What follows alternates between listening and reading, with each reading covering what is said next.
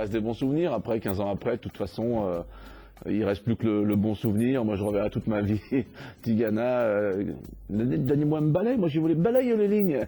Et il était avec sa grande parka qui jusqu'aux chevilles, on le voyait pratiquement plus. Et c'était un grand moment. En plus, bon, il faut reconnaître, ça faisait aussi partie du folklore. Il y avait un peu de folklore, mais malgré tout, c'était quand même un match à enjeu, quoi. Ça m'avait plutôt souri ce jour-là. Et puis, j'avais pas eu l'occasion réellement de jouer très souvent sous la neige, donc c'était pour moi une bonne occasion. 8 janvier 95, le froid et la neige s'invitent au programme de la 22e journée de première division. En déplacement à Metz pour un match capital, l'Olympique Lyonnais joue gros. La veille, déjà, les conditions climatiques font débat. Les premières interrogations fusent, mais le match, lui, est bel et bien maintenu. Pourtant, au coup d'envoi, la pelouse de Saint-Symphorien est gelée. L'arbitre du match, M. Harel, décide cependant de lancer le match. Et la neige réussit vraisemblablement bien aux Lyonnais. L'OL commence bien le match, donc Amoros marque. Le plus beau but de sa carrière, pratiquement. Un petit lob, une balle piquée, en fait, devant Songo, qui est le gardien de l'époque à Metz. Et, une très belle balle piquée. C'est pratiquement le plus beau but de sa carrière, effectivement. Et l'un de ses seuls en première division. Et puis Maurice marque juste derrière.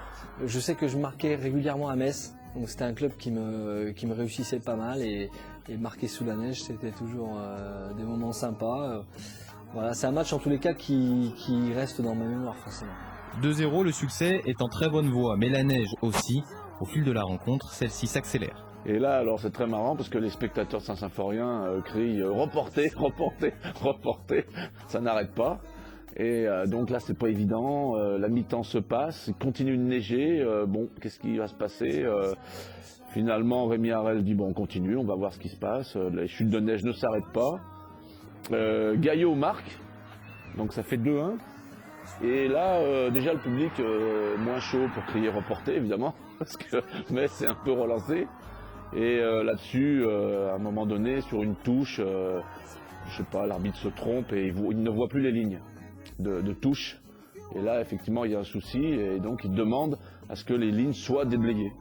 Après quelques minutes de doute et de très longues discussions, les lignes ne seront finalement pas déblayées aux grandes dames de Jean Tigana, l'entraîneur lyonnais à cette époque. Ah bah il était comme un taré, c'est clair, il gueulait comme un fou sur le banc de touche parce que bien entendu il voulait absolument pas que le match s'arrête. Tigana sur la touche fait un spectacle incroyable. Donnez-moi un balai, moi je voulais balayer les lignes. Voilà, il demande un balai.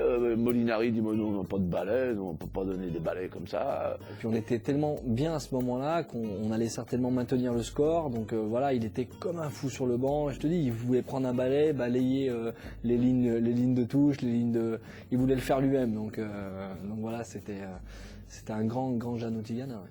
Ni balai, ni souffleuse, pourtant obligatoire sur le terrain de première division. Celle-ci ne sera trouvée que bien plus tard dans un cabanon à l'extérieur du stade, de quoi nourrir quelques interrogations sur le comportement des Messins.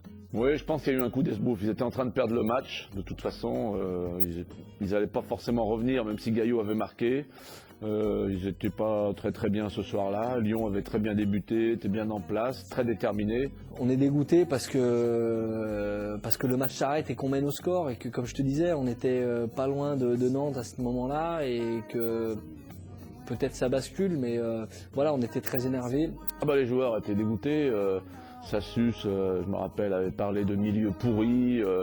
C'est un scandale. Olmeta, lui, pouvait jouer son 400e match en Ligue 1, en première division. Donc il dit mais je vais le jouer quand ce fichu match, etc. Il avait tout prévu. Bon, Amoros on lui avait annulé le plus beau but de sa carrière. Donc on aurait préféré peut-être ne pas le jouer.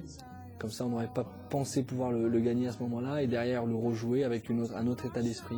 Tigana était plutôt, disons, fou furieux quand il avait su qu'effectivement, non seulement on ne lui avait pas donné un balai, mais il y avait une souffleuse pour s'occuper des lignes. Enfin bon, c'était un peu le bazar, oui. Finalement, le match sera reporté et joué bien plus tard. Pourtant, la Ligue décide au départ d'entériner le résultat et donne la victoire à l'OL. Mais après plusieurs appels du FC Metz et de longues semaines de contestation, le Conseil fédéral annule cette décision. Le match se rejoue 4 mois plus tard dans un contexte totalement différent. Les Olympiens s'inclineront 2-1 mais termineront la saison devant leurs homologues messins, deuxième au classement à 10 points des Nantais. Lyon réalise une saison exceptionnelle, proche d'une saison de champion de France. On aurait pu être champion. Est-ce que si on gagne ce match, on est champion ou pas? Je sais pas. Le problème, c'est que cette année-là, il y a une équipe nantaise qui fait un championnat exceptionnel. Je crois qu'il perd son premier match à la 30e journée ou 32e journée, je sais pas exactement.